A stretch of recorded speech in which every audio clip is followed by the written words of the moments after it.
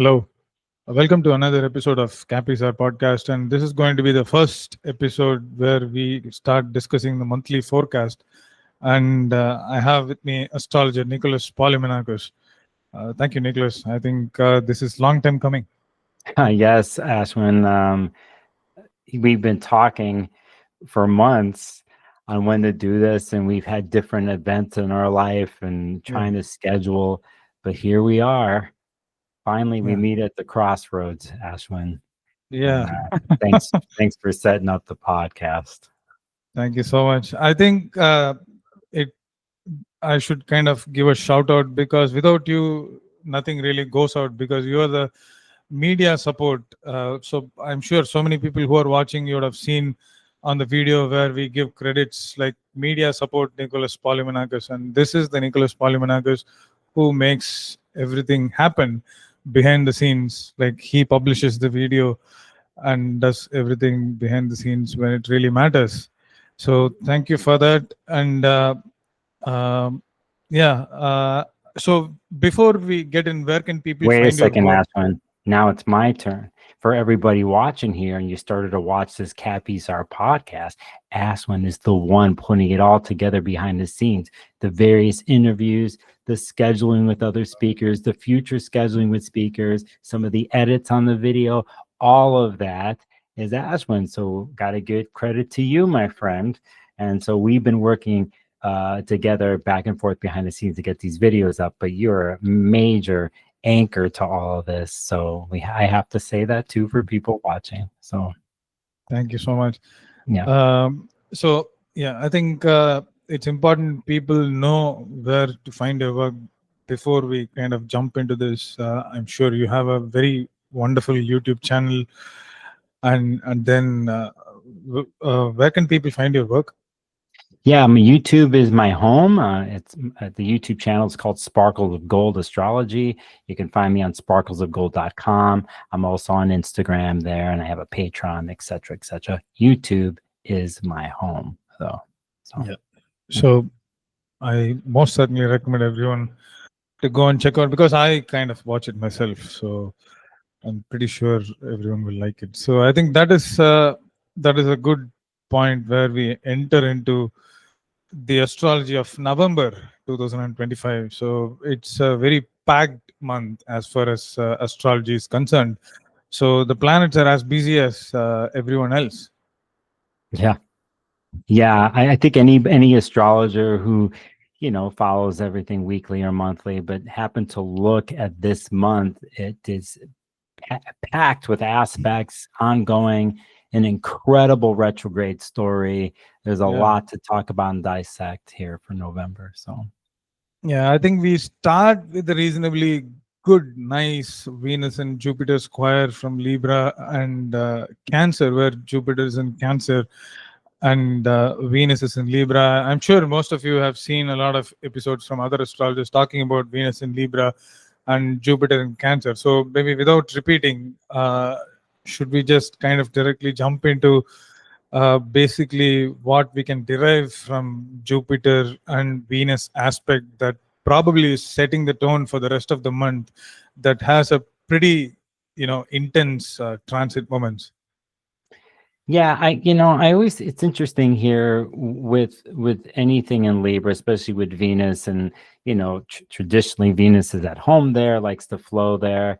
But I think sometimes how we do relationships, everyone does it a different way. Some people don't understand the way a Venus and Libra will do it, and somehow maybe want more from that. And I think that's where the chess match of relationships happen. And we know Venus and Libra is really good at relating and setting up the table for relating, but it doesn't mean that it's perfect the whole time. And I think with something Venus, Jupiter, we sometimes get into politics relationships, and whatever it is, I think there's a little bit of extravagance here, and a little bit of openness and a more wide open feeling here with the square. So sometimes I think about excess with Jupiter, right? And with Venus, but how do you feel about that, Ashwin?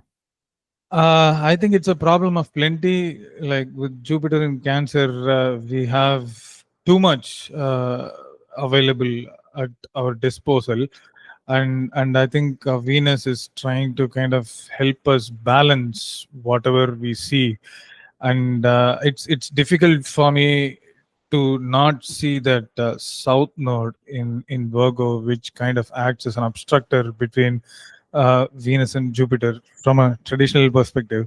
Mhm. So, which kind of makes me feel that there is this filtering that is happening with South Node and Virgo. Mhm. With whatever we have to deal with, I think South Node and Virgo is kind of trying to give us this filter to leave or let go of what is not necessary and just keep what is only needed, and that is where Venus in Libra is going to help us attain this balance. Like it's almost like we are kind of, the ship is sinking because it is heavier, but I think Yeah. South Node and Virgo is trying to kind of put that filter on, just leave whatever is not necessary, so that Venus in Libra with domicile strength, not to forget both Jupiter and Venus are really powerful where they are placed. So we are kind of trying to balance, and even politically, it is a very intense period. So Yeah. we are all kind of consuming a lot of information from different corners of the world, and we all are forming opinions. And Saturn also is in Pisces, and it's very obvious that Jupiter and Saturn are forming this trine, with Saturn and Pisces going retrograde back from Aries. I think it is kind of revisiting the older realities that have already crumbled, and there are going to be some earth-shattering moments uh, that kind of end up being conflicting both in the external world and also internal world. So I'm not saying that everything is kind of falling apart, but I think we are kind of part of this everything that's already kind of falling because of whatever is happening in the external environment. So it Yeah. feels like, yeah. I really like what you mentioned, the external and the internal, because I think Venus and Libra naturally wants to harmonize any Yes, situation that it's in. But it's interesting that's here. It's yeah, that's interesting when we exactly have where I was getting at. Thank you so yeah, much. yeah, it's interesting though, because from a relational point of view, when we deal with Venus and Mars and what we look to see what they're Mhm. doing, you have a relational, social Venus and Libra, but then Mars is in a more private, behind the Yes. scenes way of relating with being in Scorpio along with Mercury. And Mercury rules that South Node in Virgo. So when you have this water in Virgo there, it's tendency to be more enclosed. So that falling apart, the looking at the past that the Jupiter retrograde and the Saturn retrograde are doing, and having to come to terms with that, I could see how Venus and Libra will try to bridge the external, the internal with the Yeah. other planets, and that's a great way to look at that aspect, and a great way to start the podcast because of what we're about to do for the rest of the month.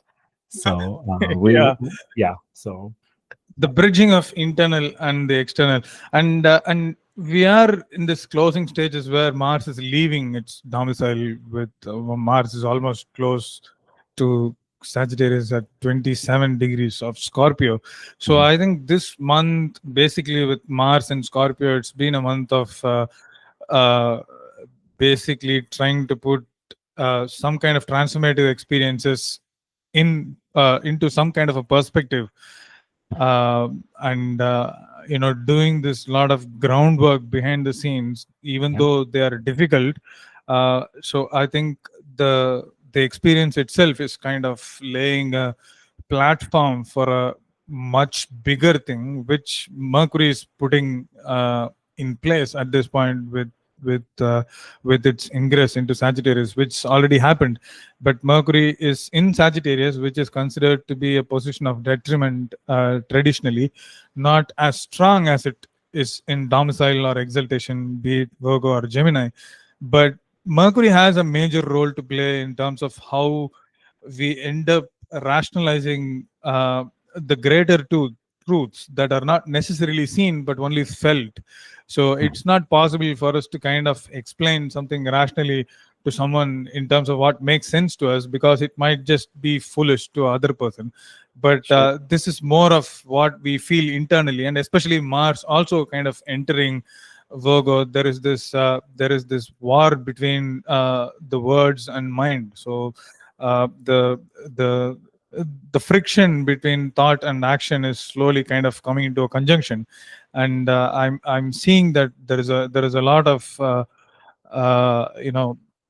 scope for things to fall into place, especially with Mars and Mercury entering Sagittarius. I leave it to you.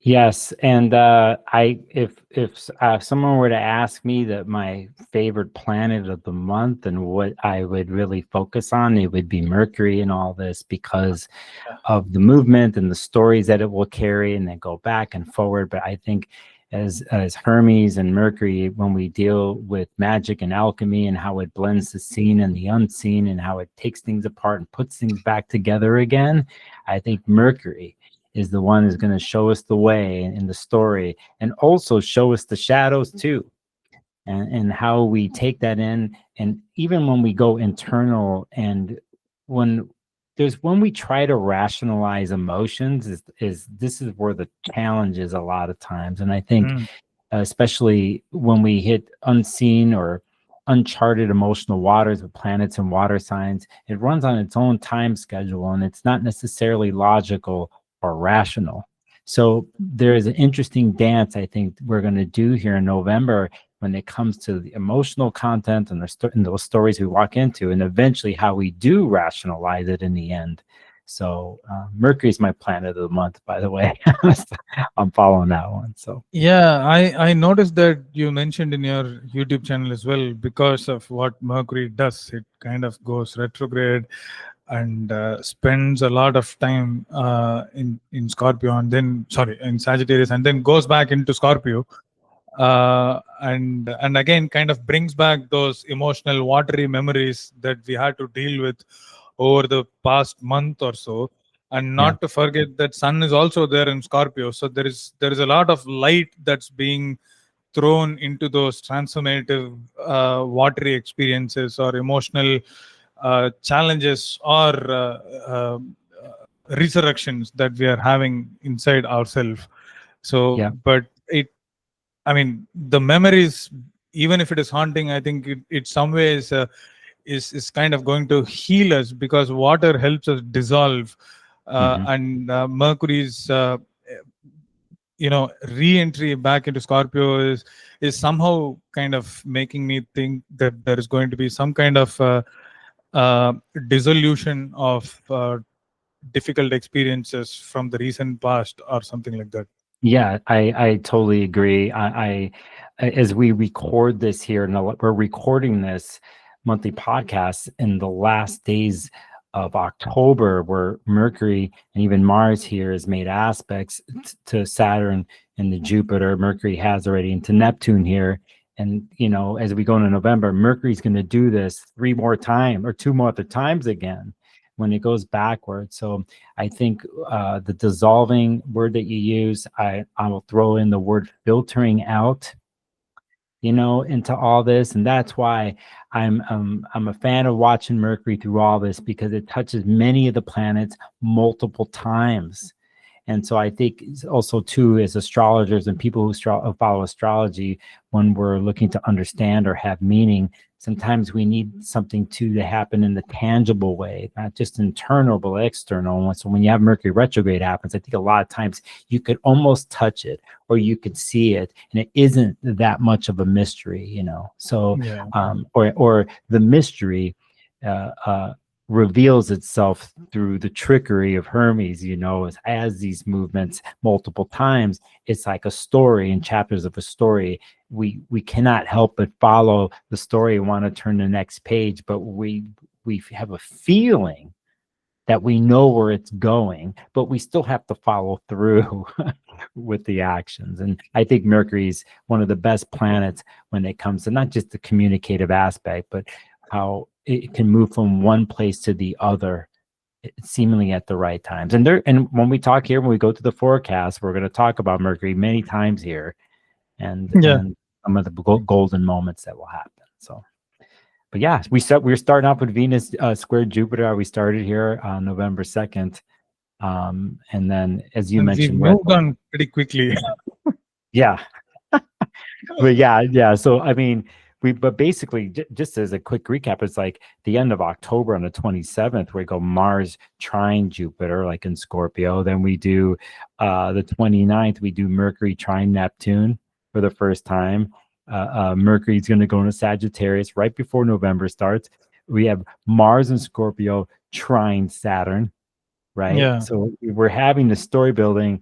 And then, we should say, I can't help it for this forecast. We should say too that Mercury on the 29th and the 30th of October makes an opposition with Uranus, the first one, because there will be several more. So even before we start November 1st, we have the beginning of the story already happening with this water trine that we're doing for the rest of the month, et cetera, et cetera. So I think it's important that we mention several of things before we start, on the 1st and 2nd of November. So That's a good point. Yeah.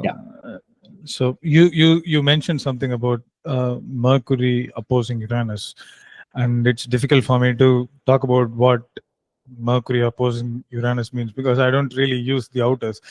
But can you throw some light on? So can I expect my internet to kind of fall off tomorrow? No, but a lot of for me, it's more about the insights that could happen, especially with something like Mercury in Scorpio that's been investigating and probing deep in its story here now for weeks. And with opposite Uranus, a lot of times it could be another view or something that is that was unseen appears out of the blue during that Mercury and Scorpio investigation. And I think it's important to mention this because Mercury, when it goes retrograde, we're going to hit Uranus twice again, and in different ways. So for me to keep it simple for those watching, I think it has to do with sudden insights, sudden breaks of thought, like the collapsing. It also can be like a Mercury and Scorpio being in a fixed sign can be very stubborn and very tunnel vision in the way it thinks and the way it functions. And something like Uranus could start to crack at something like that, to want to shake it up and break it free from its fixed stubbornness, tunnel vision type of thinking. So that's another way to look at it. For me, whenever I see slower moving planets hit the outer bodies, and it's going to do it multiple times in a month, I focus on it. If it was just one time Mercury moving really fast and it's opposite Uranus, sometimes there's something there or not. I think it goes too fast. But in this case, it's 3 times in the next several weeks. So for me, it should be noted. I don't know if I convince you to start using outer body planets, Aswin, but for the forecast episode, for sure. So yeah, sure. So I like the word that you used, investigation, which I also used very recently in one of my shows. So with Mercury in Scorpio, it's a really wonderful word to describe Mercury in Scorpio, this inner investigative or interrogative abilities that we have, which also helps us to have this self-reflective moments. But also it can relate to something external. It's difficult for me to not think about this show called Sherlock that came a few years ago. And I kind of relate that with Martin Freeman. He is like Mercury and Scorpio guy in that season, like who plays this subtly, convincing John Watson to Sherlock Holmes. I think it was Benedict Cumberbatch.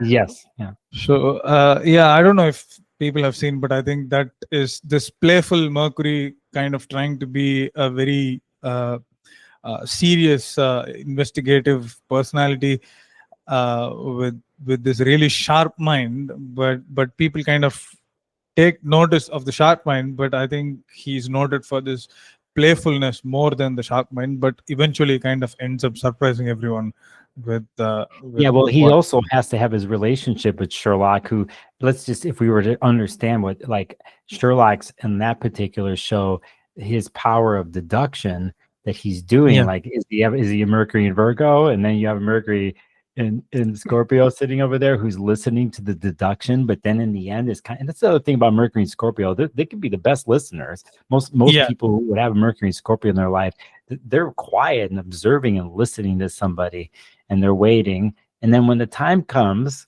after taking what anybody else says, they could they could sum it up very pointedly and very clear and very truth, and sometimes brutally and yeah, cold, but it's a lot of times something that needs to be said at the right time. And I think when Mercury and Scorpio is functioning the way it should, it's the best at this. So not only is it investigating and uncovering, but I think it's able to pinpoint the truth in a way like no other sign can. So yeah. that's a great show, by the way. I love that show. That Yeah, it's yeah. really good. So I think I just kind of moved the chart to depict Mercury in Scorpio. So Mercury in Scorpio is also. I mean, it's not just about Mercury in Scorpio, but Mercury goes retrograde on the 10th or 11th of October, depending on where you're living.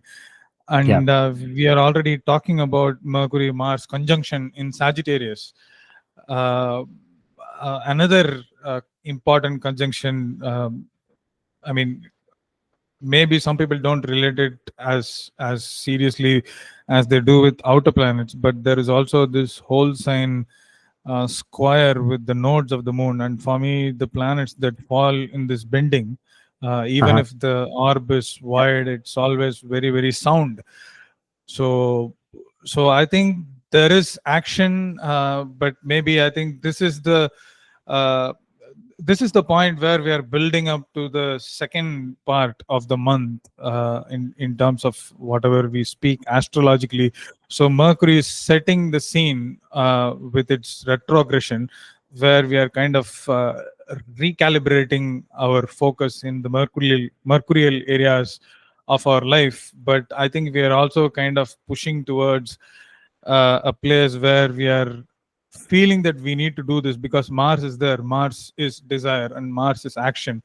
So we are ready to take action in those areas that need reorganization or recalibration.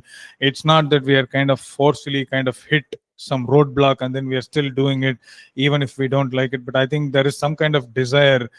We are naturally kind of you know pivoting towards the change or transformation. And I think Mercury's re-entry into Scorpio is basically the act of transforming whatever needs Yeah, change. I think it's interesting. The chart you have on the screen's the 10th here. Like for me, in my Pacific zone, Mercury stations retrograde on the 9th at 11:01 a.m.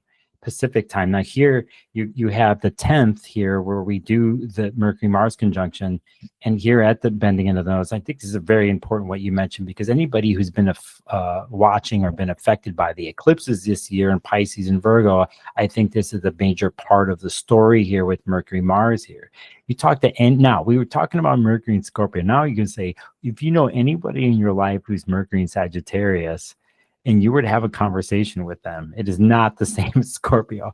They will be a major salesman, I think, for anything that comes to fulfill one's vision. If you want your dreams sold to you and say, you can do this, and I think you can, these are the steps, I think you can totally make it and make these visions and dreams come true. Mercury and Sagittarius will do that. And with Mars pushing it there, it's going to do it now and feels like it can. But when you have Mercury going backwards, what do you do in a situation like this? So the intention of wanting to push forward and to go forth and to that vision is there. I don't think it runs the way one wants it to, and one has to come to terms with this, where it sort of feels like we want to press the gas to go in the car, but we can't go just yet. We can't just go yet. But in our minds, we see it. We could go, but to follow through in the mundane, tangible body world, I don't fully think one gets to do that yet at this point with the chart you have on the screen, because Mercury's going backwards, right? the other thing I Yes. will say here is like, I feel this is a very sensitive area, that part of the month when we're looking at Mercury Mars here, because Mercury and Sag will say anything sometimes. And if Mars is behind this, I think you have to be careful with what one says, because it could be multiple things, multiple ideas, things that can get set forth but never followed through on, with Mercury going backwards, or it can be a bit preachy. There's no boundaries. Sagittarius doesn't like any boundaries, or Mercury Mars conjunction here. Mercury's going backwards. It, it can get lost in its idealism, and Mhm. in its wording. Even it's to try to sell the dream. And for me, I think, and we'll get to more parts of that week, but I think it's an interesting point of the month. Put it that way. I won't say it's to be careful. I'll Yeah, be no, I think it's a place from where we kind of take a turn and enter into this realistic zone of where we need to be, Yeah, uh, whether we like it or not. So yeah. It's yeah. No, I feel you. I feel you. But yeah, but just so you know, the first time, well, wasn't the first time, but anybody watching, we're looking at a Mercury Mars conjunction to Sagittarius, but it was around October 19th or the 20th that we did a Mercury Mars conjunction in Scorpio here, so it's less than a month already here. So we have another Mercury Mars conjunction. It's just in a different sign while Mercury's going backwards, but we did have one, in an internal investigative way, on the 19th of October. Can't forget that. So, yeah. yeah. So you mentioned about Mercury opposing Uranus, but I think we also have Mars opposing Uranus, which can be uh, maybe a higher octave opposition. I don't know what it is. Well, if you want here, you can put that chart up to the fourth. Go back to Yeah. the fourth there and see. Yeah, because basically what you're mentioning is first of all, when your Mars goes into Sagittarius around that time, leaves Scorpio, right? Yeah. Which I'm going to shed a tear over because I like Mars and Scorpio. But Yeah. we're going to go in the Mars and Sagittarius, and I think anything here, there is an openness and a freeing for Mars, and they get to maybe start to enact upon things. But right off the bat, I mean, it's opposition to Uranus in Gemini. I think is an unpredictable impulse there. I think being impulsive sometimes can be focused, but with Mars and Sagittarius, I think it's several things, and we're looking at alternative actions. But the one word that comes into my mind is a breakthrough. A lot of times when Uranus is involved in things, we use the word breakthrough, and I think especially too with Mars being in such a intense sign of Scorpio where it is at home with, even then when it leaves there, it's been in an internal focus and process, and it's going into Sagittarius, it's already bursting forward. There is an exuberance is happening there, and with Uranus being the opposite side, it could feel like a breakthrough. It could come across this way. At the same time, if we talk about world politics or anything mundane, for me, it is something to be cautious. I would be cautious personally Yeah. with an aspect like this. Or we will look to the world that week, which is in several days from now, to see if we have anything sudden movements in governments, in borders, anything here when we deal with wanting to expand out and push forward, right? So those are some quick thoughts there with that. But yeah, that's November 4th. Yeah. Yeah. But I think we are not far from Venus entering Scorpio as well, which will be on the 6th or 7th. Yep.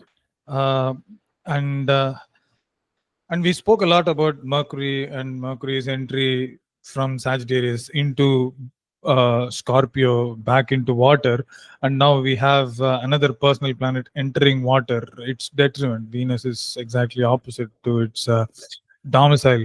Not to say that Venus is poor here, but I think the the expressions of Venus are a lot more subtle or nuanced than what we may see with Venus in Libra or Taurus. So back of the doors, like Venus is not happy to express here, or maybe Venus is content just keeping the feelings within itself. So which means I have Venus in Scorpio, so I can talk about it. Ah, uh, okay. it's a very interesting aspect, like I mean, placement where we kind of tend to not say something or not express. Venus is sometimes about expressing the feelings. So here it is all about processing all those internally without having to say things outside. And by the end of the month, I think on November 27th or 28th, there is this Venus Mercury conjunction. So which kind of, I think, intensifies a lot more, and pushes people where they all need to express what they feel. And yeah, I think overall there is this ability of reconciliation when it comes to relationships.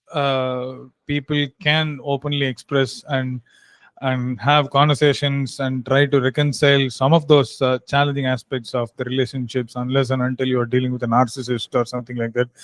I Sure. think people are pretty much receptive during this period, and there is an opportunity for us to kind of just pass through something that may not be challenging as it is, if we communicate and try to reconcile through words. Yeah, I again, you're doing Venus and Libra, and they're the one hosting the party and making sure everyone is heard and the food is good and everything is harmonious. And but it is a social situation a lot of times. And then when you have Venus going into Scorpio, it completely changes. I if let's say we were still at that party that Venus and Libra was throwing, the party ended, and then but for some reason there was someone across the room at the party that for some reason you had to talk to, or they had to talk to you, but they didn't talk at the party really. Let's say that person who didn't really talk at the party was the Venus and Scorpio. And so later Right. on, you connect with them, right? And then it's like, it's slow going. And they're looking at you and they're kind of like, who are you? Why are you looking at me? But for some reason, there is a magnetic attraction. There's some need. Like, I need to talk to this person alone, one-on-one. And over time, I think with anything scorpionic, it's about trust, and trust builds intimacy. And it's in the intimate places where we deal with deeper truths and secrets, and a type of vulnerability that is not usually shown, but it only could be shown in a certain way with in a certain place, certain people. So, for me, the transition from Venus and Libra, but we get into Scorpio, but it's then we still have Mercury in Scorpio for part of the month, and we're moving through with Venus here, connecting with Saturn and Jupiter and what's about to happen, and to go over the same space degree wise that Mercury already has already has done this and will several times. So for me, even though Venus traditionally in Scorpio has doesn't flow or doesn't function like it does in Libra, I sure like it, and it sure can be Yeah. seductive. It can be After all, seductive. it's my own placement, so I have to like it. Yeah. Yeah, come to terms with that. But I think without a type of Venus and Scorpio situations or people, the intensity, the intimacy that's involved, sometimes the power that can come from intense amounts of vulnerability, there's nothing like it. So for me, I think it's also very secretive here. The 9th of October it is, and when we get to, or November, and when we get to the end, you mentioned, because you were mentioning the new moon that's going to happen in Scorpio at the end of the month. And when we get to that point, Venus is right there along with the moon, sun, and Mercury. So I think it's a slow revealing that happens with Venus, and Mercury, I think, helps with this. If anybody out there, that this would be you, Ashwin, too. If anybody out there is a Scorpio, Western astrology, there's Scorpio. So many years ago, you had to deal with eclipses happening in your sign. You had to deal with Saturn being in Aquarius, squaring your sun. Like the Scorpios went through a lot several years ago, and I think they've been coming out slowly. And I think a month like here, where Venus and Scorpio, Mercury and Scorpio are making these incredible connections with Jupiter and Saturn, etc. And even from a water Earth relationship with the South Node in Virgo. I think these can be interesting times for Scorpios to, in a sense, corral the power and then focus and pinpoint it on a relationship or a project or something they've been working on for years. And I think it starts to get shown this month and farther down the line. But anyway, I just think about Scorpios who've been through a lot. I think this is a great month for them in general. So yeah. I think there is a lot happening behind the scenes, like especially with planets in water sign and also in Scorpio. The conversation happens behind the scenes, but I think for someone to kind of open up and really talk about it, when you said about this intimacy and all those things, I think there needs to be some kind of an emotional connect for people to kind of open up and have a conversation. But I think Mercury's entry into Scorpio is the key for all this. Like it's, as you mentioned, Mercury is holding the key for everything. So wherever Mercury goes, it's kind of it's opening the door. Again, Mercury is again Martin Freeman, who is this Bilbo Baggins, who paves the way for the the dwarves to open the doors of Erebor. So so it's similar kind of Mercury who is acting as the key everywhere. But I think it's important we transition into the another pivotal factor of this month, which is the full moon in Taurus. I think hey Ashwin, you want to move it up a little bit so we can show them on the screen, because we're on the date there, because we're there. I mean, it's the moon's at 10, the sun's at 13. No, but, I can try and make it.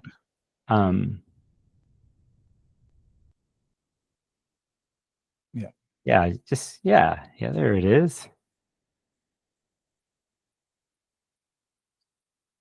I always I'll just be honest for you and for people watching, I love October, November. I always have. For me, I'm a Taurus rising, right? So for me, anything Scorpio Taurus, I'm always paying attention to. So I'm whenever I see a full moon in Taurus, a new moon in Scorpio, I enjoy it. Even if it's a hard lunation, I still enjoy it more than other ones. So it looks like it is my month, because the full moon is happening almost exactly on my moon. Oh, it is? On my moon and Jupiter, so in Taurus. So it's I'm not going to talk about the astrology of myself, but of course Venus and Scorpio, you're not going to talk about it here on YouTube. No, I'm happy to talk about it. I'm a little it's a good full moon, because I usually kind of prefer if the lunations are not falling in the bendings. I mean, I like those lunations, because that there is a lot less intensity, and we are able to kind of push ourselves through to achieve the purpose of the lunation, or be in line with whatever the lunation has to offer in terms of moving forward, or whatever it is, culminating, or some new beginning. But I think the culmination here itself is the difference between what we need and what we have. And I think with this full moon, I think we are at a place where we are far more self-content than what we were or how we were throughout this year. So maybe this is the lunation where we kind of look back in the year and see what we have done, and write down like whatever we have achieved. Or I mean, achievement is not that you go and get an Oscars or something like that, but even small things that we kind of have achieved during this month, and feeling good about it, and trying to be having a little bit of gratitude for what we have done to ourselves. I think it's one of those key self-reflection points with this full moon in Taurus. So yeah, it's something that kind of struck me, self-reflection. Yeah, it's interesting here. I like what you said here, because if we go back to the 27th of April when we had the new moon in Taurus, I think it was like at Mhm. 7 degrees. Saturn was at 27 degrees over there in Pisces. And I think it's interesting here that we're back in Pisces here. And even though I think what I really like here is Venus and Libra ruling the lunation, or being the planet that's ruling the Taurus Yeah. moon. And also to bring in what you said about looking at what has happened maybe from the past, and taking note, and maybe seeing what we have accomplished. I think something with Saturn in this chart that we have here, when anybody's looking here, we have that this trine that's happening with Saturn and Jupiter and Saturn's retrograde and Jupiter stationing here within, Yes. I think it's going to be 6 or 7 days from this chart to go retrograde, but it's at the stationary point 25. There is this looking back. And I think a lot of times, I think in these days, it's sometimes what first comes to mind when we look back is what we didn't do, what we could have done, right? And I think sometimes we have to remind ourselves of the other side of it, like you said, what we have accomplished and how far we've come. And when we take that outlook, we do realize the value that we have, or that we brought into our lives. And I think a lot of times it happens in very simple, practical ways. And I'm using simple and practical here because of the moon being in Taurus. And you talk to Taurus. anybody who's got a moon in Taurus, did you say you had one? Yeah, that's you, right? Yeah. So, okay. So let me ask you, Ashwin, let me ask you, you say what you want to say here, but, you being a moon in Taurus, you said Jupiter's there with it, right? Yeah. Yeah. So what's the first thing that comes up for you now that you're looking at this chart and it's happening on your moon? What's the first thing, let's say, you were noticing of value and appreciative of? Self-reflection is the first point. Like sometimes, I'm going through this major transition period. I don't know if people know, but I'm going through a major transition period in my life. Like I had a major health crisis, and I had to quit my 14, 15-year-old corporate career in May, just after this new moon in Taurus that you mentioned. Like I kind of set out to a new beginning. Basically, I decided around that frame of new moon in April, and that was the time I kind of decided I might kind of quit somewhere around the next full moon, and I did it exactly on the full moon on May 12th. So, and we are kind of 6 months, close to 6 months past that new moon in Taurus, and at this point, I'm not really focusing on what I don't have, but I'm really focusing on what I have, is the peace of mind that I never had in the past 14, 15 years. Not to say that I did not have much. I had a lot of learning, and I'm always grateful for what I've had in terms of resources, having a 15-year investment banking career.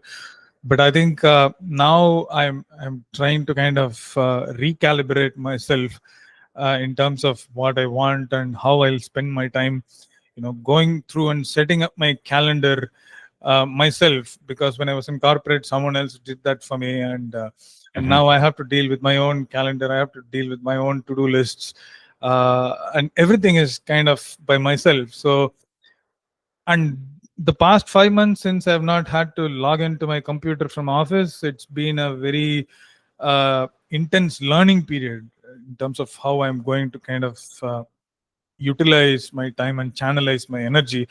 But I think Mars in Virgo and Mars in Libra and Mars in Scorpio, this particular season has been really transformative in terms of how I was going to put my time into place. And So my first word that kind of comes from this lunation is self-reflection, because to be able to kind of spend some time for myself and focus on my own health and you know just kind of be there and enjoy the moment is the greatest luxury that I've had in 15 years.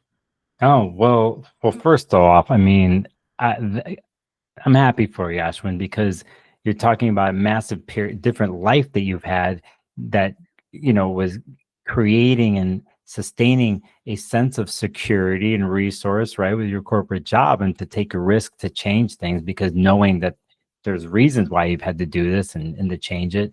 I think sometimes too, from a Hollywood point of view, or maybe even Bollywood point of view, sometimes when we see things, when we see people trying to change their lives, sometimes we think it happens in one day. Yeah, no, Usually it's a step-by-step quiet approach where one yes, slowly builds and work, which is very Taurus in the yeah, end. The slow build, a slow, strong way of moving. And it might seem like everybody else is moving faster, and they are maybe. But yeah, I think with something Taurus like, we know if we want something to last a long time and we were to build something, we would definitely look to one of the fixed signs, to do this. And I think Taurus is great at this. And I'm looking at the chart now. We think 6 months, what's happened to you here. And it's interesting how you mentioned Mars when it went through a Virgo here, hit the south node, and yes, it affects a Taurus moon, and then we get into Libra, all this stuff, and then Mars and the Scorpio here, even being opposite the moon. But still, a lot of times, I think one has to remind themselves of what is truly about. I really like your answer of self-reflection here, and I hope in your metaphorical garden or world that you're building here, that that's the other part of this, is to take the time to see what has grown so far, right? yes, And, sure. and so yeah, that's good. That's good. And Saturn in Pisces itself is kind of that, still being part of those crumbling realities, and Saturn in Aries at some point in another 4 months or so, Saturn is going to move back to Aries, Yeah. and when it moves back, it is kind of building or constructing newer realities around us. So I think at some level we are all kind of there with the Taurus moon, whole sign sextile with Saturn, and also almost perfect sextile with the North Node. So Hmm. there is this a very constant visibility of where we are and what we are doing. So the self awareness is much better at this point. So which kind of makes me relate to why you said you like this October and November. Maybe there is this natural sense of having this self awareness because we have kind of lived through 10, 11 months through the year. So we are Yeah. pretty much knowing where we are in terms of achieving the promise Oh, of see, the Ashwin, year. this is very good. It's very good what you're saying, because I think depending on where one is in the world and what's happening in the outside world, it's very difficult for many. But when we think about astrology and what could happen here, if we're looking back, and because we have a bit of an overlap happening here, right? We're always moving forward in time, and the planets are always moving forward. At times, the appearance of going backwards a little bit, but I think the overlap that I'm talking is there are other things that always move forward, and at the same time we're looking back, and how we balance that, how we understand it at this point after the last 10 months at the beginning of the year is key. It's completely different than, let's say, earlier in the year, like spring in the northern hemisphere, when we were doing the eclipses, and we, Saturn was last in Pisces and Neptune was at the end there. We think about what's happened from this point till now. It's so much has happened, as always, as life does. But a planet like Saturn here, especially in this chart, um, when we start to change our lives and move forward, we're always dealing with remnants of the past. I don't ever think it's completely clean when we're moving forward. I think we're always carrying stories with us while Yes. we're changing our lives. And it's along the way we start to shed some of those stories very slowly. And something here on this new moon is like that. And all the month, as long as Saturn's going to be in Pisces until it ingresses, next year, I think Yeah. we're finally shedding it. But at the same time, from a water earth perspective here in this full moon chart, and Venus being in Libra, this is a pretty good lunation on paper. Like it's Yeah. pretty good technically, like considering the other lunations we've had this year. Yeah. And in the way, and then but what's about to happen the rest of the month is another story, but this is pretty good. And anyway, I like your answer personally about self-reflection. And I think for many other people out there, it could seem like the times are really tough, but can you find the value in the simple things? And usually one has to stop, take note, be patient, and be self-aware and take note of where one stands and appreciate, the small things. Again, I'm a major Taurus person. I have a lot of Taurus people in my life.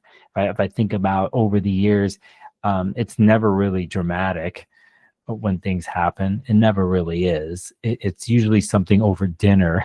Food's involved. Food is always involved, isn't it? Yeah, it's always involved. So anyway, I'm chewing a gum even while doing monthly forecast. So that is how important food is. So I really enjoyed when you said shedding something, like moving forward, but still kind of having some of those memories behind us. I think the lunation trine south node in Virgo is part of that shedding the old realities and trying to kind of slip into the newer realities. So it's you know memories will slowly kind of slip into history, and that is bound to happen. And I think this is a nice transition period where everything has culminated and we are slowly kind of moving past and transitioning into the end of the year. So it's a beautiful lunation, to say I the agree. least. I like it. Then things start to get interesting. Yeah. So I think I don't know what Uranus leaving Gemini and ingressing into Taurus in its retrograde motion is another. Yeah, but here before we go there, just to keep track with this here, because we got the full moon here. The next day, Venus goes into Scorpio and enters Scorpio Yes. on the 6th, and then you're at that November 8th where Uranus leaves Gemini to go back into Taurus. And yeah, that happens. Yeah, I see you got it there. Yeah. Speaking of Taurus, I mean, even though by degrees, we're at the last couple of degrees here, Taurus is going to go back here, or Uranus is going to go back for a little bit. But I think I'm one of these people where, and I know this in my personal life, because when Uranus entered Taurus, I remember what happened in my life, even though I have a second decan ascendant in the mid decan. I remember a major fundamental shift started to happen in my world. So I think anyone with major Taurus placements and stuff here too is going back still again here for if you were one to use Uranus in your chart or look at Uranus in the world. When we're dealing with resources and the creation of resources and how that's done in our personal lives and in the mundane level here, we're going back to. And again, along with Saturn and Jupiter here going back, I just feel that it's a different type of self-reflection. I think at this point, anybody with Taurus in their chart had to learn how to deal with change or sudden change, which they do not necessarily like because they move slow and they're very fixed. So when we're dealing with 7 years of change that seems to come out of the blue at certain points, I think at this point, many Tauruses or those with Taurus placements have learned what this is. I think anybody who has their Taurus, let's say they're a Taurus sun at 28, 27, 20, 29 degrees, I think obviously their life most likely has been turned upside down in the last year and a half, or they've been a catalyst on their own of changing something. But in general, for Tauruses, I think at this point, many of them have come to learn how to shift and how to change and how to look at things from a different perspective. So those are my quick thoughts about Uranus being in Taurus. Cool. I think it gives some kind of an answer to me. Yep. I'm doing a quick one for that because we don't spend too much time on that one. But Yeah, I know. I don't know. Like, do you want to kind of mention quickly about Venus in square Pluto as well? yeah, I think it could be very manipulative and very emotionally manipulative. At the same time, whenever we deal with Venus placements with Pluto, I think of a bonding ritual that happens, and I think of ultimatums that happens that Pluto brings. It's either it's this or that, or all or nothing. At least that's what can come across here from the position. And anyone who's got Venus Pluto in their chart or Venus square Pluto in their chart, I think whatever they're relating to, it isn't simple. It isn't simple at all. And especially now that Venus is in Scorpio, we talked about earlier that the type of intensity, the internal intensity that's going on here can be very secretive, slow to open up, but the deep-seated feelings and deep ways of relating there. And Pluto here wants to do something with that or control it, manipulate it, or I think in a positive way, can find ways to recalibrate, relational activities in Scorpio. But for me, I cannot help but say like make or break type of situations. It's when that type of intensity is happening, it could seem like all or nothing. And Venus being in an emotional sign, it could come across intense, so intense that it could seem like there's nothing else matters. But one has to be careful and go really slow with something like this. Let's say if they're in an ongoing relational story, we have to be careful of control and manipulation with an aspect like this. So, I don't want to be dark about it all, but a lot of times it is. And a lot of times, I think there's an enjoyment of that too.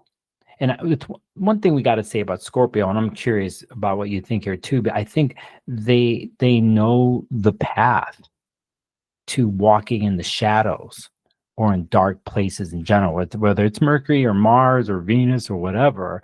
I think they know how to do it and are attracted to situations like that. And a lot of times we need to go through places like that to understand ourselves better. Most people are afraid to do something like that, but the Scorpionic story isn't most of the time. So we're going to add Pluto to something like this. It could get pretty dark. It get pretty intense, Frodo Baggins. So, yeah. Going to throw the ring over there in Mordor or whatever. But anyway, just some quick thoughts on that. But I wrote here, ultimatums. Yeah, but I think we are kind of looking at two important retrogrades soon after this, which is Mercury going retrograde on 8th or 9th, and followed by the Jupiter turns retrograde. But just a quick thought. I think Jupiter goes retrograde on 10th or 11th, again, depending on where you live. So this retrograde is an important phenomenon. Like if we think about the doctrine of rulerships, just a quick tip for people who enjoy traditional astrology. Abu Mashar's a great introduction to the science of the stars, translated by Ben Dykes. It's a great resource to understand the foundation. The green one, or the yellow one? The yellow light one, is yeah. yellow. That's how I know those books, is the color. Yeah, it talks about the doctrine of rulerships, or the scheme of rulerships, based on the planetary relationship with the sun. So obviously, and that is the Ptolemaic model. But here it is the orb of the planet from the sun or the moon. So for example, the maximum distance that a planet can go from the sun without being retrograde is the strongest point of that planet. Mm-hmm. So, and that is the place where that particular planet is free of solar influence, because any planet that is influenced by the sun, I mean, technically we call it combustion, but once it moves away from the sun to some extent, it's not necessarily combust. But still, the earlier astronomers or astrologers believed that the planets are never really free of this solar influence, and and the range of their freedom from this solar influence, where they can actually function fully like what they would, is that position where they're still direct and not retrograde, but farthest from the sun. Like, I think while we're filming this right now, Mercury's at that place. So we are doing a very strong thing. Yeah. Yep. Yeah, no, it is, because what you're talking about, it's at maximum elongation there before Mercury starts to go back to the Precisely. sun here. Yeah. Yeah.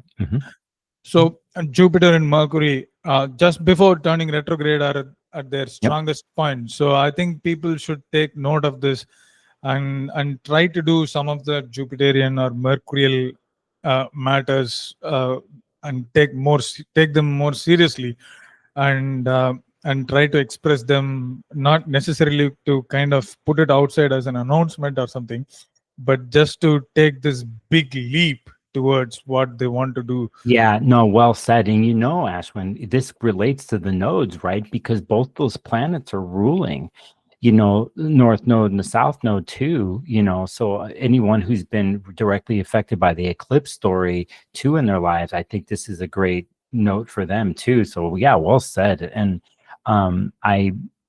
anyway, I totally love what you said there. And I think people have a tendency to forget, because in the modern astrology world too, like what just happened with Mercury, the term they come up with is going into shadow, right? So it went into shadow when it went at 20 degrees, and they're using the word shadow, but It's actually very powerful. Yeah, exactly. It's I think the words need to be changed, but it's very powerful. Totally. Yep. The focus of that particular planet is there. So Mercury deals with communication, agency, intelligence, and aspects like that. So with Mercury not at its full speed, and also farthest that it can be from the sun, is its strongest point. So anything mercurial, like if you want to engage in a study, or if you want to engage in a new mercurial endeavor, I think now is the time to lay the ground, because of the fact that we are also kind of having this aspect with Jupiter. What is a what is an aversion can quickly be a trine, but even if it is aversion, Jupiter rules Mercury as long as it is in Sagittarius. So there is this connection that is building. So trying to kind of look at the greater picture of, or trying to set a long-term goal or a vision with Mercury in Sagittarius, and then when Mercury moves into Scorpio, do this deep investigative work or groundwork that needs to be done with this support from Jupiter. And Jupiter obviously kind of gives this expansiveness in what it does. So having this emotional connection with what we are doing is pretty much evident with both these planets in water. And not to forget, again, Saturn is also there. So there is this nice to help it out. Yeah. It's not the same thing, but we sort of did something similar when we were back there in the spring in the Northern Hemisphere, when Mercury went into Aries. Remember, Mercury went Aries, Venus went Aries, and it went retrograde, and it went back into water. It went back into Pisces. And we did the fire water thing, but we had that moment back then where Mercury was at one of its strongest points, at least from elongation, and went back through. I think I don't know if it's depending on the culture where work comes from when we deal with rituals or how we move through life, so if one were to understand, because in the more modern Western world, when someone hears Mercury retrograde, they think of the worst things, or forget about or do not know about this particular stage that we're talking about right now, that part of the story. And if one understands and knows, like in the sense, here's a great time to initiate something because the planets are at the strongest right now before they go back, they wouldn't look at a retrograde story with a harder connotation, knowing that in order for things to truly move, we do initiate, then we go back and review and then try to understand. But initially, when we birthed it, it was at where these planets were at their strongest. And I think sometimes people don't know that or they forget about it. But if one were to look at life that way, right? and Yeah. that's why we're astrologers. When we talk to somebody to understand that it's not just black or white, right? That there is a dance. There is a dance in the way things move in the universe through astrology. So anyway, a really good point, Ashwin, that you brought up there. So Yeah, I think the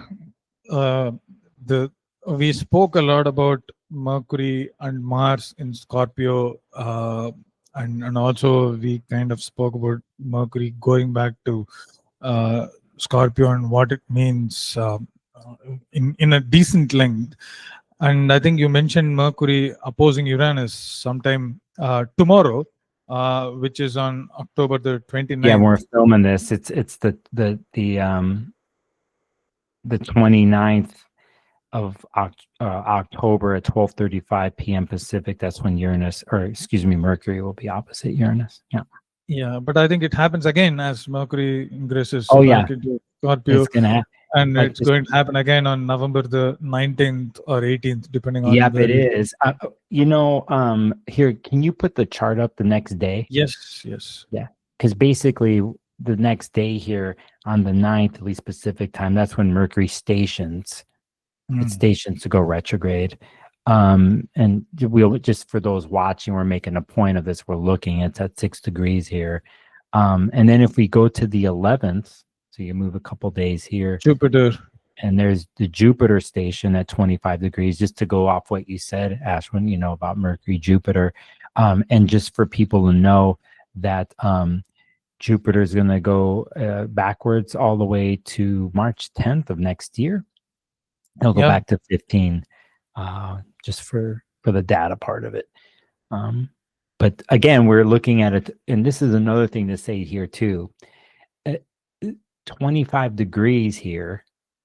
It's not just one day. It's been 25 degrees for a while here, and will continue. This is something too that, like something with a stationary Jupiter or stationary Saturn, especially, whenever it stations, it's sitting at that particular degree for a long time. It doesn't start to move the next day, and we don't want to forget about that too, because we're at the stationary Jupiter place. When we get to the next day on the 12th here, that's something we were looking at earlier. Remember, we were looking at Mercury, Mars. Yes. Okay. Mm-hmm. Yeah. And yep. And then, so we can keep going here, because we talked about that earlier. I just have to say something here in my notes. Please. Yeah. Brash. I said brash and preachy. No boundaries, no filters. But can be thwarted because Mercury's going backwards. I don't know why I wrote that, but I said it will go under a review. So a lot of stuff that we talked about here that Mercury's talking about on this particular day with Mars will be under further investigation and review, because Mercury will keep going backwards.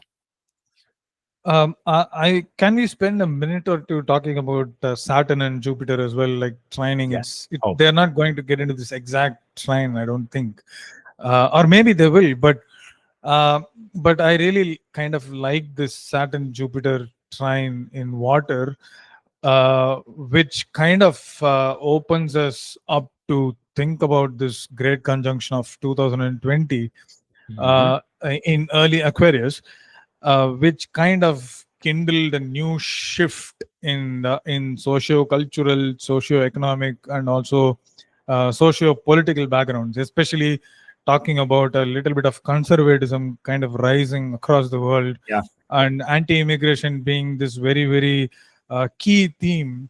And now that Mercury is also being part of this, we have been seeing a lot of trade wars, especially in second half of 2025, and it just looks like all these trade wars are kind of going to stay stagnated, or maybe even intensify in terms of where they are headed. And I think this Saturn and Jupiter relationship, initially they were in a square, but which kind of opened us up to all these trade wars, especially when Jupiter was still in Gemini, a Mercury ruled sign.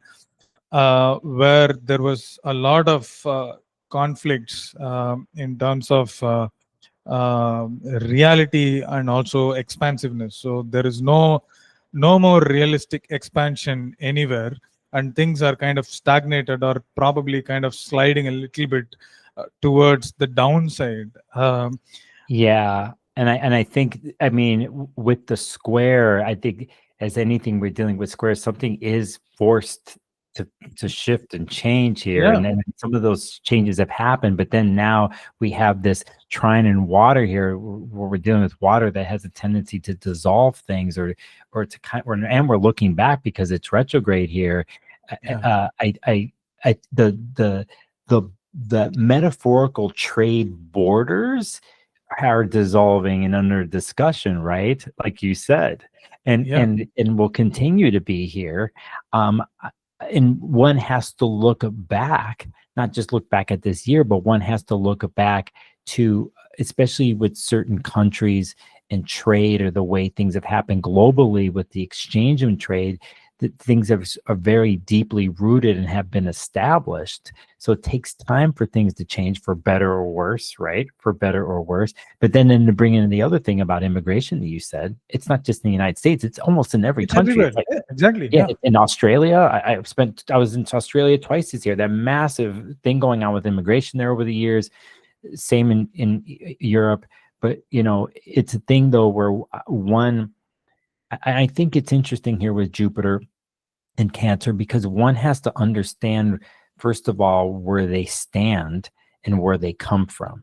And usually where one stands or where they come from, there's a history behind it, whether yeah, it's in your family or community or a country.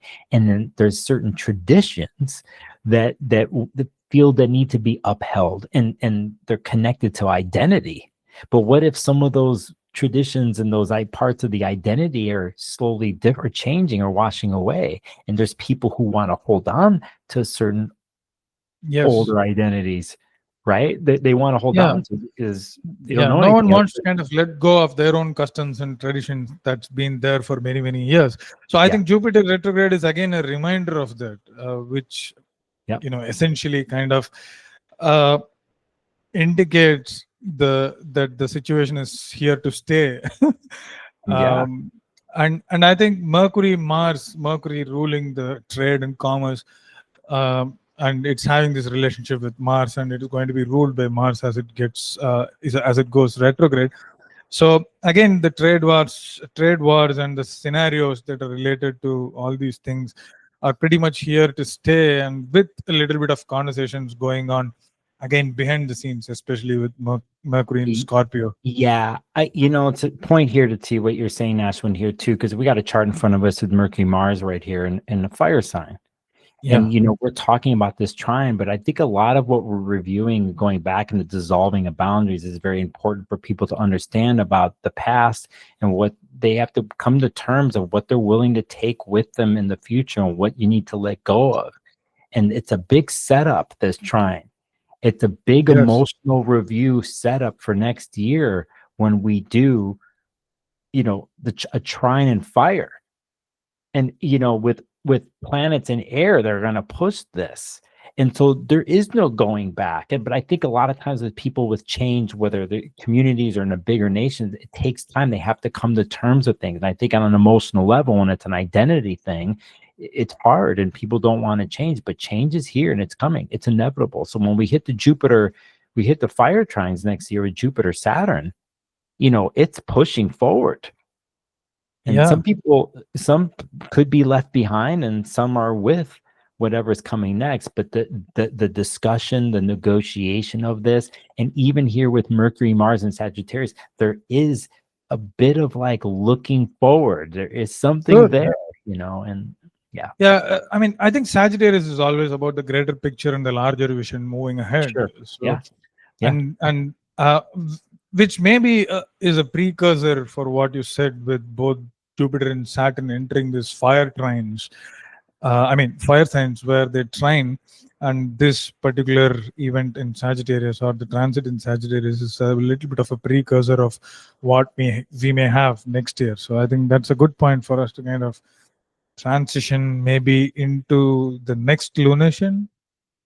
Sure, Uh, let's do it. yeah, I think it's on 20th of Yep. November. Uh, the new moon in Yeah, it's Scorpio. 19th, 19th on the West Coast, 20th for the rest of the world. Yeah. Yeah. I have to kind of move back by.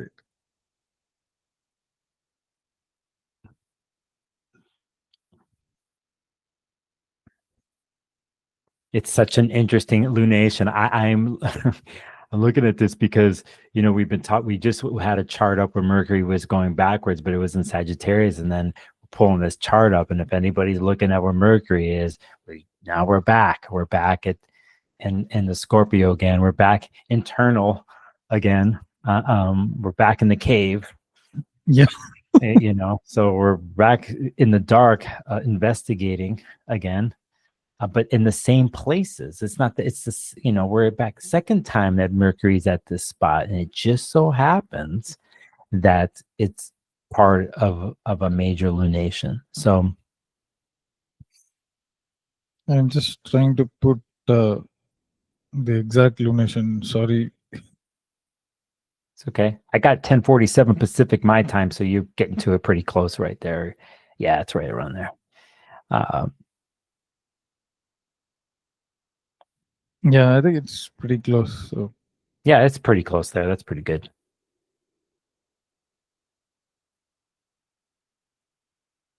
Yeah, shout out here to Astro Gold here. We're using the Astro Gold app here on iOS. Stephanie Johnson, that whole crew over there in Melbourne, who developed the app. And yeah, aesthetically nice. What was that? Aesthetically nice. There is a and obviously we are dealing with the new moon in Scorpio, with the Venus also part of this lunation. So it looks like all the personal planets are there in Scorpio. It's a key thing, something that we need to take note of very carefully, and see that there is a lot of inner transformation. I really love what Robert Hand once said. I think it's in the very early episodes with Chris Brennan. I think episode 12. I'm not very sure. Oh wow! Reconciling traditional and modern astrology is the episode, but he said that the impact or the effect of transits are almost always felt internally, even if it is not at a mundane level or in terms of event manifestation. Not all transits are eventful. Like, life is long, and we probably have 3 or 4 life-changing moments. I mean, be it positive or negative, without qualifying them as positive or negative. But most of the times it is internal. Like, we feel it internally. Like, for example, every time Saturn and Mars are in some kind of a hard aspect, I feel the drain literally. Right, the blood is basically sucked out of me. It feels internally. I feel heavy with Saturn and Mars in conjunction or opposition or square from each other. So I think this, I'm not trying to say that this is one of those heavy periods, but this is one of those personally purifying or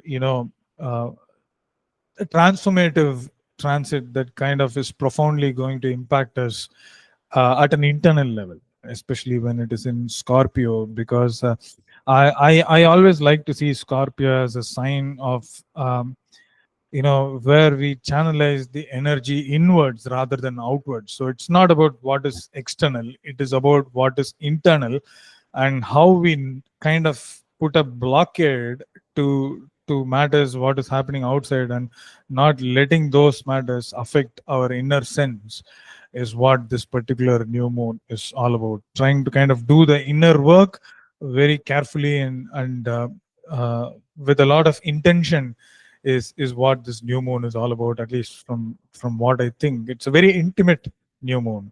Yeah, no, I completely agree with you here. And we've had a little bit of training to do this because Mercury was here at one point. Mars was even at this point. at 28 degrees when it was in Scorpio before it moved into Sagittarius. We were already previewing this. We were already doing that investigation with intimacy and what comes up in that private internal place. So that, along with, it isn't official here, but Mercury is pretty much in the cauldron of the sun here, part of this too. So there is that midpoint of the retrograde, the Mercury retrograde. It's also a part of this lunation.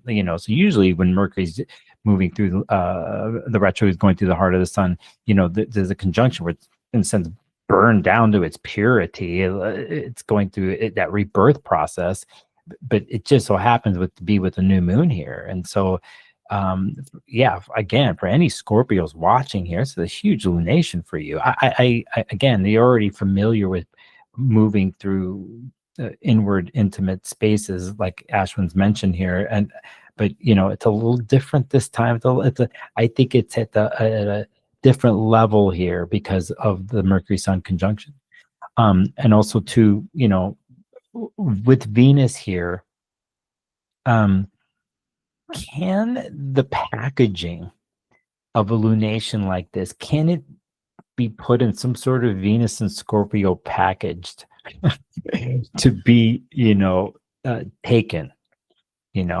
I think a lot of times, if anyone has to be on the opposite side of someone who has Venus and Scorpio, like I am right now in this podcast, I'm talking to you, Ashwin. It's just like, if we were in an intense conversation and it got to the heart of something, after all the weeks of having to be slowly setting up trust and intimacy to get to the deepest vulnerable place, what type of setting would that be? How would Venus and Scorpio put that together? How would that come across? And so, I think that is something for one to look at and to try to understand for what is for themselves.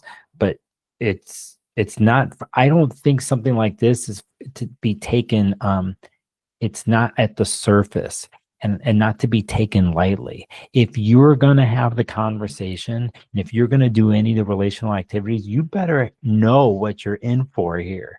It's not, you're not going to do it at 50%. You're not going to do it, like it's just another day. It's not that way for Scorpio. It's everything. It's like, do you understand, or can you feel this to the 100% core? So, Venus and Scorpio does that normally. You know better than I do, Ashwin, but here with Mercury and the moon here, yeah. So it's a little personally intense, but also one more important factor is that Mars rules this lunation, and Mars is in Sagittarius, and there is no relationship that these planets are forming with Mars. So it is almost as if we are kind of left alone to deal with all this intensified situation. But still, from somewhere, we kind of get this energy and desire to kind of try and make the best out of this lunation. So I think, being ready and open to face whatever this particular lunation has to say is one of the best ways. It is almost a spiritual way of dealing with this lunation, just to be receptive and open. No, I agree with you on this, and to bring in the nodes in here, because anybody's looking at this chart right now here too, we see what Mars is doing with the nodes here. So if we looked at that, it could seem like, could be very difficult, right? Because of a square aspect. But for me, everything else that's how you set it up there. I think the key is, if one is resisting being open, I think it could be difficult. But if they're open, like you're talking about, and willing 100%, it's a completely different thing. Right. I think I agree with that. And also, like with Mars falling in the bending, it's important to kind of make sure that the action that people do is a little intentional and much slower, and not impulsive or irrational or something like that, so that they don't get stuck somewhere. So they're intentional and they do exactly how they intend to do. And Mars and Sagittarius. It's not the slow Mars. They have, that's the fiery. key. It's the key. luckily all the Scorpio stuff's there, but like general Mars and Sagittarius, you know, it would be Yeah. mutable. It could be kind of spread itself out a little bit, and I think in this Yes. case, it has to be it's that A centaur's little watchful. Yeah. Slightly watchful.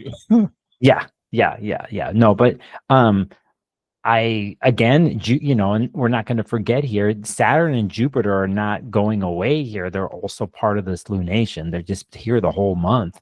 And Yeah. so, you know, this water trine is there. It's present here. And this is why I really like the lunation too, because of Jupiter, Saturn supporting, you know. So, and I say that as somebody who has got a heavily air chart, who's had to learn how to come to terms with, and I only have one thing in water, and it's Jupiter and Scorpio, by the way, at 29 degrees. So I'm Beautiful. excited for this lunation. Yeah. I have no choice. Yeah. You know, I'm glad that Saturn Mars exact square is not happening this month, because it's I not, it's pretty profoundly far hate it. away there. It's pretty far away. It's not, you know, it depends on somebody's going to look at this. We're looking by sign. Yes, it's there. If we're going to go use a 10-degree orb, it's not there. Yeah, no, I actually go by sign, but just for the sake of my own hatred towards this aspect. Yeah, I understand. After we talked about this whole cool thing about this lunation, and then we're going to mention Mars Saturn square, I'm like, you know. Yeah. But I think the next key thing is Sun opposing Uranus and also Sun entering Sagittarius as part of the transition. So I will let you talk about Sun and Uranus. Yeah, and so we just say it for video. It's November 20th at 1:23 a.m. Pacific is when we actually do the Mercury Sun conjunction that happens in Scorpio, and then and on the 21st we do Sun opposite Uranus.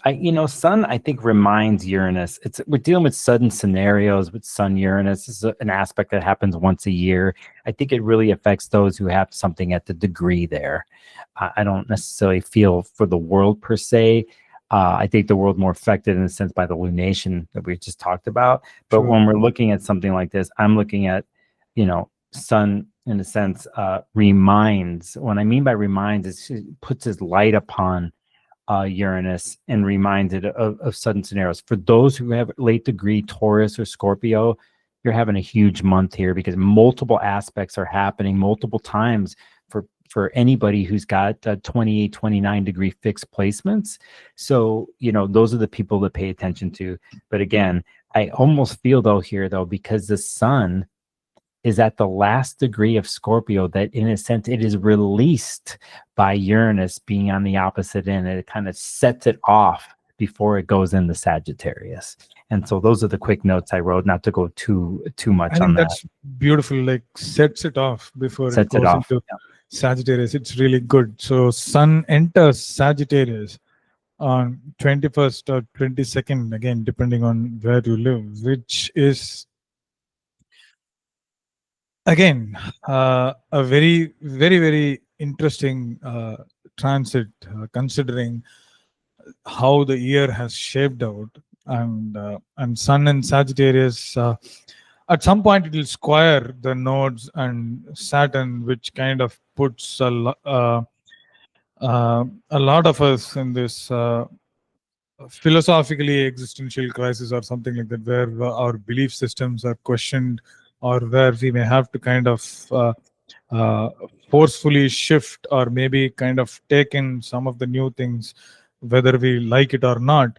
Or as I mentioned before, this being questioned, it could be self-imposed question, like trying to understand what works for us and what doesn't work for us in terms of how we see this world. The worldview may be shifting, and what we have been having earlier may kind of get shattered during this period, and it might just intensify after the first 15 days or something. But I think earlier period is more of a precursor of that, in terms of how we are identifying ourselves.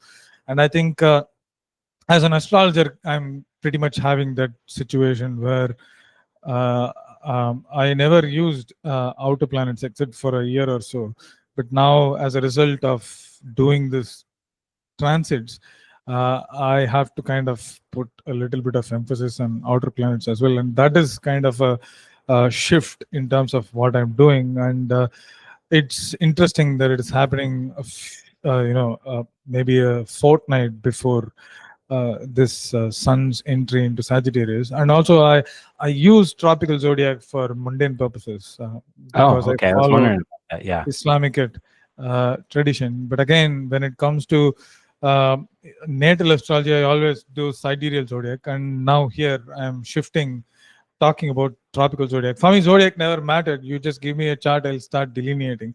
But still, to kind of consciously make that effort and shift is a little bit of a crisis in the beginning, although I'm very much used to doing this because most of my friends use tropical zodiac. So Yeah.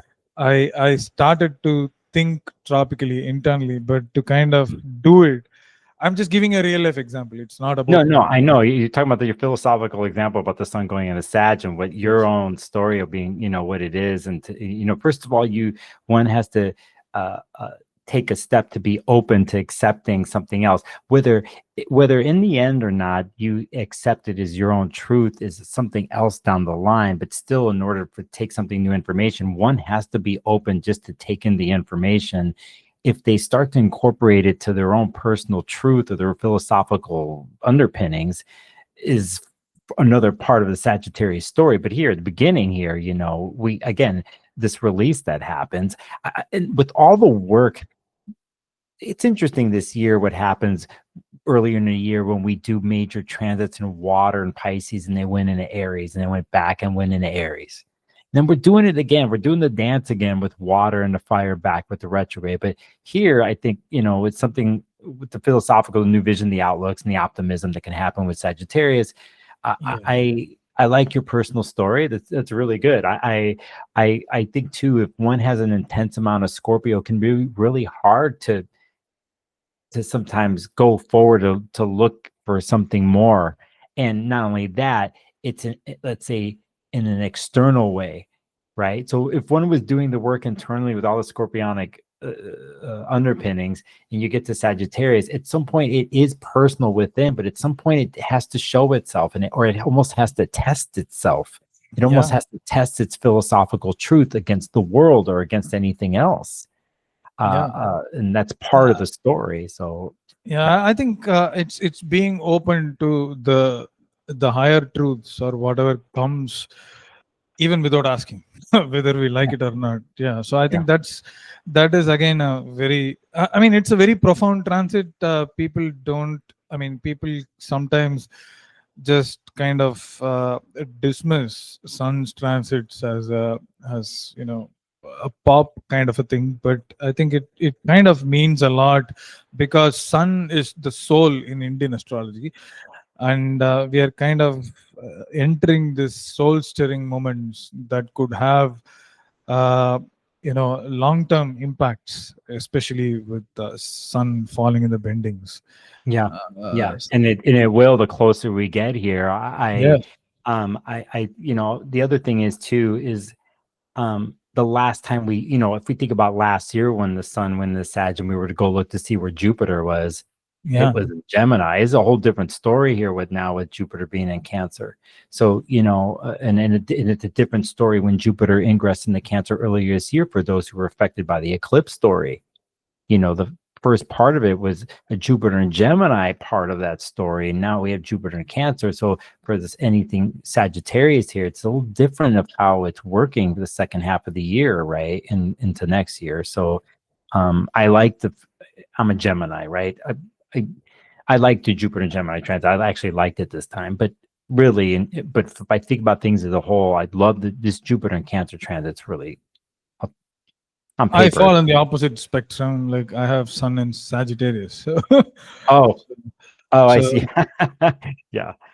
And now it's kind of even more fitting. Like, I was born just slightly before the solstice in Capricorn. So it's a very, very interesting transit, not just for me, but for the entire world.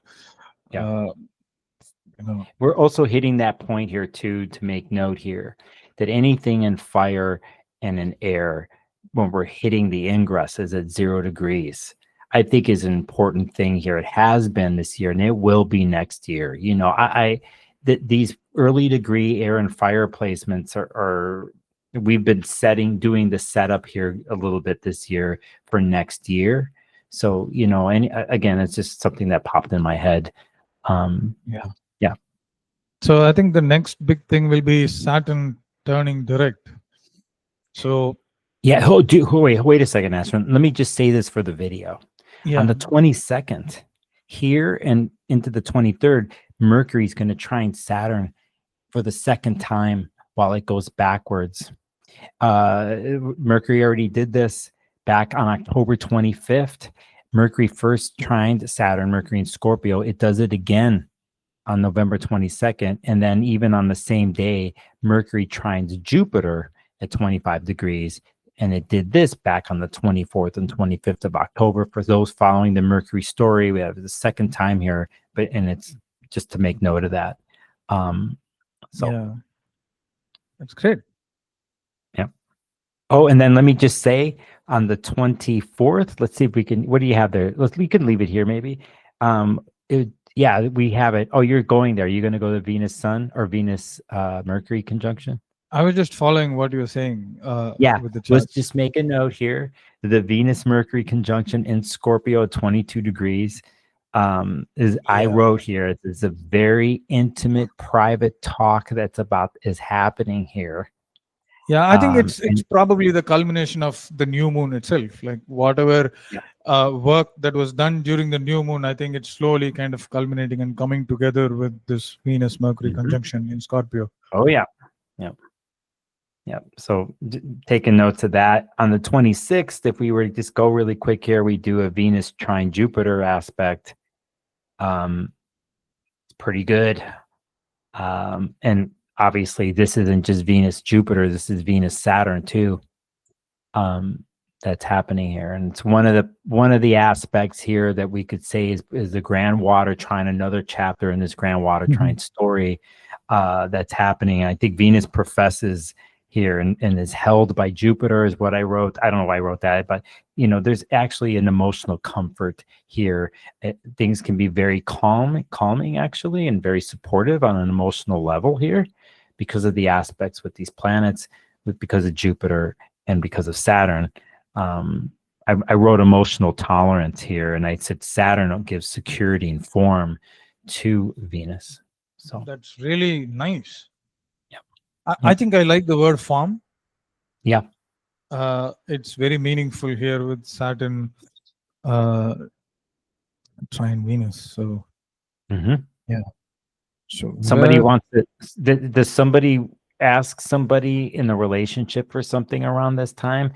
You could, but you just have to know Mercury's retrograde. So you know that it's even if you were to do something like somebody said like, be my partner. And it's romantic and it's beautiful and it's emotional. And Neptune's there. If you want to take Neptune as our body planet and Pisces, you could do this stuff. But just know that you have to be very clear about what you're asking for because of Mercury being retrograde in Scorpio. But it's there. Just know probably when Mercury moves forward, you might have to like tie up a couple loose ends again. But I'm not one of these people who's like, don't do anything while Mercury's retrograde. No, as a matter of fact, I'm the type of astrologer.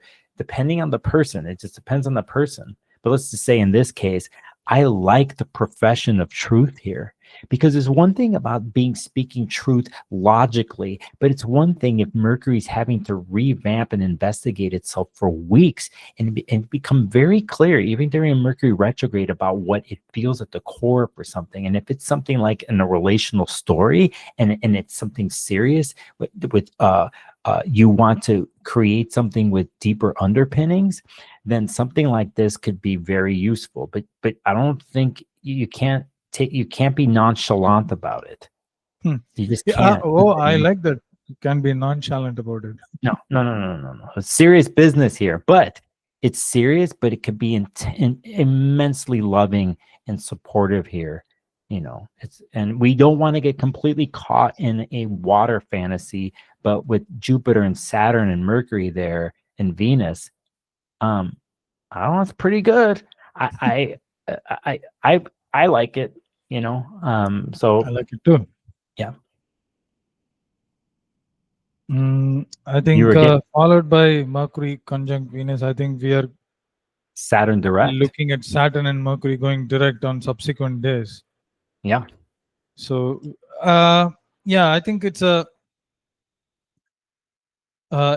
basically the release of what work that we have done over the past 4 or 5 months since Saturn has been retrograde. So I think with Saturn turning direct in Pisces, it's we are still somehow kind of stuck with this stories that had to do something with our past, and we are still kind of slowly moving on. The memories are now dissolving, and Saturn is turning more realistic, and the structures and the sequences that we have had in our life is slowly getting dismantled as Saturn prepares to enter Aries once again.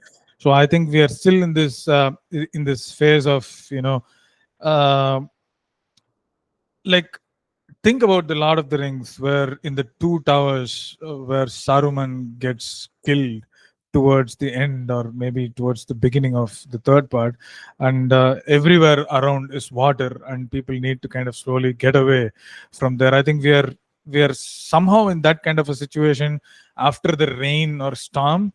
Yeah. We are slowly kind of trying to kind of push the water away, and trying to do the hard work and get into a newer thing, which might be a little challenging, but still, I think we are surely getting ahead in terms of where we want to go.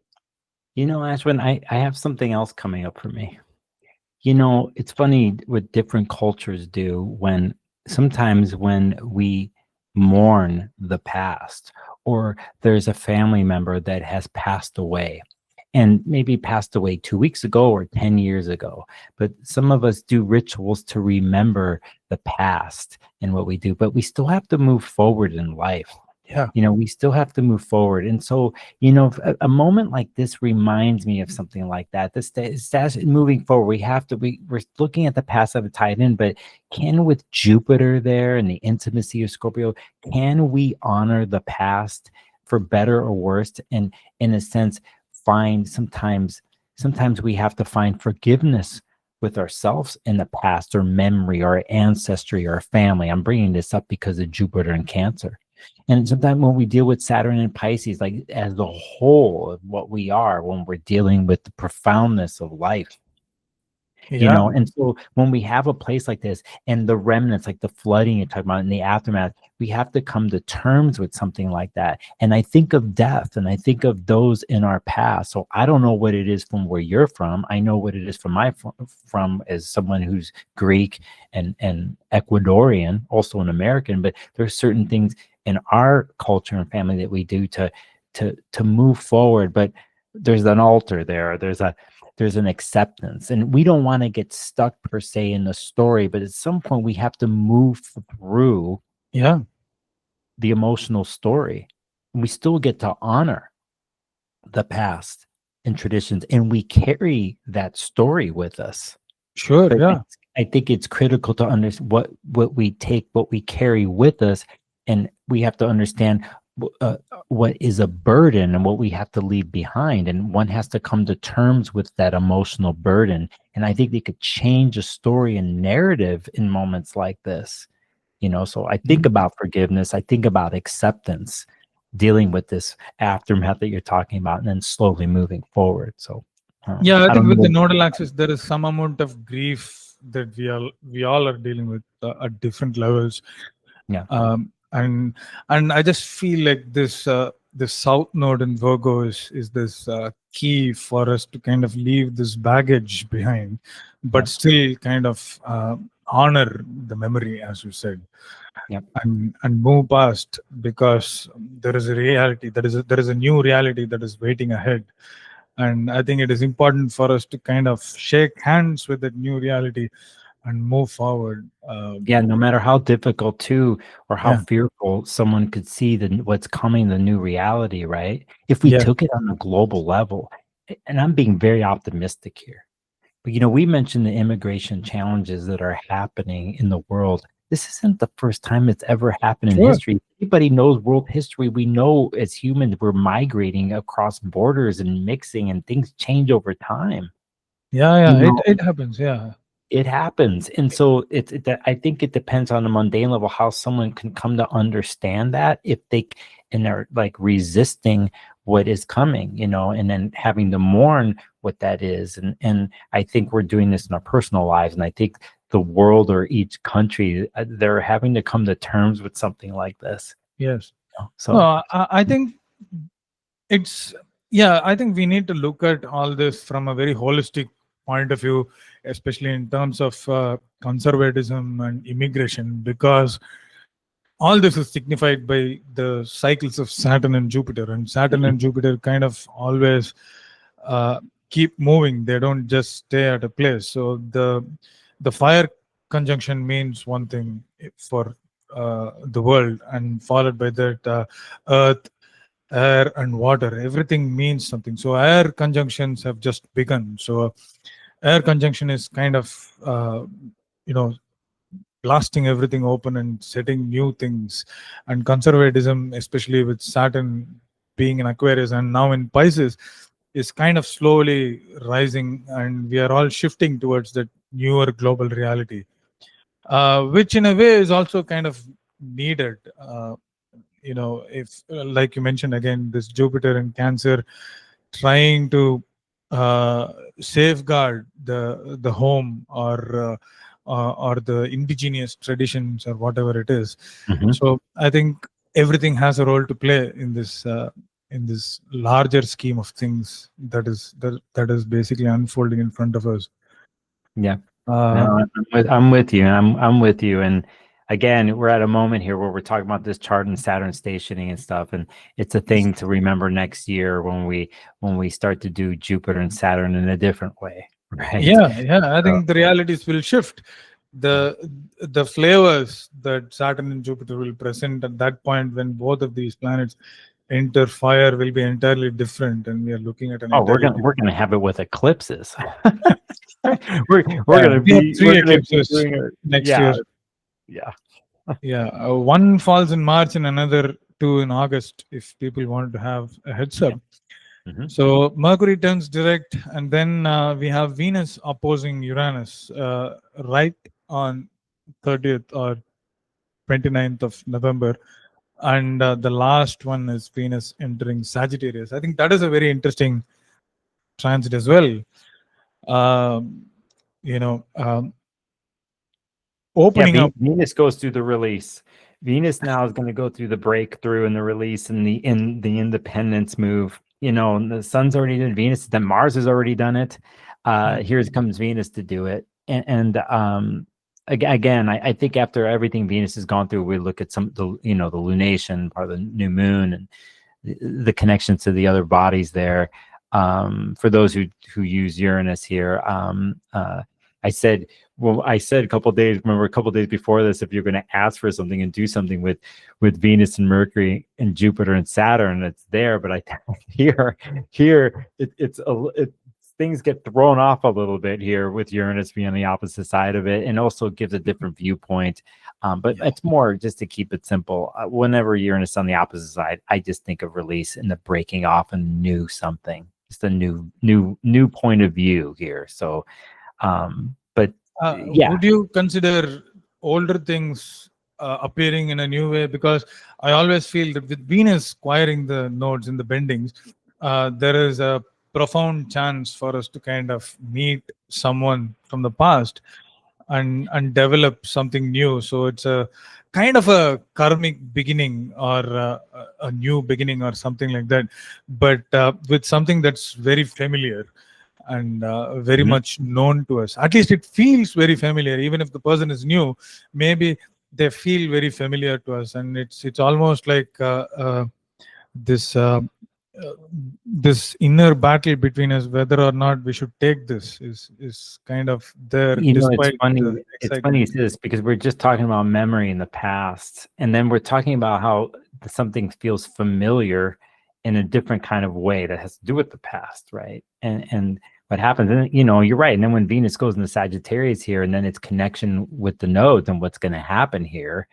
uh, I, I, again, I don't have too much to say on something like that, but it's more. I like what you said. The feeling it's familiar, but I don't think you can get away from it. And I think you have to walk in that forward direction with it. It's just, and you have to take a chance. That's another thing here. Where I come from, at least how I look at Sagittarius or anything Jupiterian too, there's a thing of taking a risk and taking a chance. You have to move a story along, to go down the path. So, and it's unknown. You're dealing a lot of times on a holistic level, like an intuitive something. So it's like an example you said, like, oh, this is something familiar. And then depends on how someone takes that. Is this something familiar connected to something in the past that was hard and traumatic? Or is it something that it was a different thing? And so, oh, this sounds familiar. I'm walking in that direction. That's the clue for me to walk that direction. Yes. Again, it depends on the person and how they deal with something like that, right? But in Sagittarius, if Venus is going to Sagittarius, most of the time, they're going to risk it. They're going to, and especially if it's being released out of Scorpio and it has a feeling of like being freed. You can talk to any Sagittarius, they're going to go flirt with the world, basically. So. Yeah, I mean, even if it is, even if someone doesn't know where it is going to lead, or even if they don't really know the direction or the path, I think they would be adventurous enough to just accept what lies ahead. Again, it reminds me of Lord of the Rings, like when in doubt, always follow your nose, as Gandalf says, in the tunnels of Moria. So anyway, I think. So what I've learned here on this episode is that you're a huge fan of the Lord of the Rings. I am, it's a known fact. And Sherlock. Venus in Sagittarius is Legolas Greenleaf for me. So But no, Venus enters Sag on the 30th. Before it does, though, let's just say for those doing outer body planets, Neptune, Venus will do a trine with Neptune at 29 degrees before it goes into Sag. And I wrote here, it's a profound healing moment for Venus and a calm day at the beach, in quotes. It could be sweet and vulnerable. We have to be careful, though, of escapism, is what I wrote. There is no escapism anyway, because we are kind of falling in the bendings of the nodes. We have to take the path that we have to take, and there is no turning from that. But I think at the end of the day, looking at the larger picture, I think it's going to play an important role in terms of where we are headed, and it's no mere chance or coincidence. Yes, I agree with you, Aswin. With anything in this world, I don't think it's mere chance at all. So no, and I sometimes when I talk to people, sometimes I have to trick them, my clients or something, because I say, oh, you create your own luck, but that's not what it really is. I think it's like it's self-awareness and one's connection to themselves and to the heavens. To understand something like this, then you realize that nothing is by chance. And if it's one's philosophy on this. We have many different philosophies in the world, but if one were to get to a certain place, and regardless of what comes across in someone's life, how do they answer that? How do they answer it? And sometimes we answer it by running and hiding in fear, and other times we are like fully invested in saying yes to whatever comes our way, knowing the astrology, knowing how the planets work, knowing how the universe can be. And again, it's a very interesting thing here when planets go into Sagittarius, because I think it's natural for people to have to question that of how they engage with nature and the universe. So again, it's I'm saying this in an optimistic way, because life is hard, life is chaos. There's we're dealing with Saturn transits or anything else or certain things. Sometimes it is what it is. There's nothing you can do. That's what it is. It's difficult. Sometimes it's important to be a stoic. You have to have some sort of where you're present, you're stepping out, but you're present at the same time. And can you have a certain understanding that balance, and anyway, I think these days, for anyone to watching too, because depending on your personal life or what's happening out in the world, change is constant, and it's how you stand and change, how you stand and how what you then choose to do, and how you react to things. Yeah. So anyway, I didn't know we're think going to so. end it like that. Yeah, I think a good ending note is what you said, nothing by chance. So nothing is by chance. And I think anyone who got to see until this point, I'm sure they would have enjoyed. This was great. And, I look forward to many more monthly episodes like this. But I would also kind of like to let the viewers know that we are planning something really interesting for the annual forecast episode, and hopefully things will turn out well and it will be an interesting blast, positively. Yeah, So no, that's great too. I also want to say for you and I, Ashwin, this is the CAPISAR YouTube yeah, channel. CAPISAR is an educational entity, supporting training and yeah, professionalism, astrology. I want to say for those watching here, there's some training going on. If you are Spanish, if you're somehow watching this with dubbed titles, there is a course that's happening for our Spanish viewers, that the vice president of ESAR is facilitating. That's going to happen here on the 28th, 29th, and 30th of November. You can go to capisar.org. We'll put it in the copy, the link there. And then the other consulting skills training in Spanish, basically. And then CAPISAR does ethics skills, consulting skills. And the ones in English are coming up in the beginning of the year. Just to mention that too. So thank you so much. I think it's always good to be with the media manager of ESAR and CAPISAR, so that he can take over something like this and oh unburden. no, yeah, it's funny, just for viewers to know, I used to help out behind the scenes of ESAR social media and stuff in the past, and now I just help out a little bit with CAPISAR. But yeah, Ashwin, thanks for putting this together. We didn't know how it was going to go here, but we made it the first time. This is great.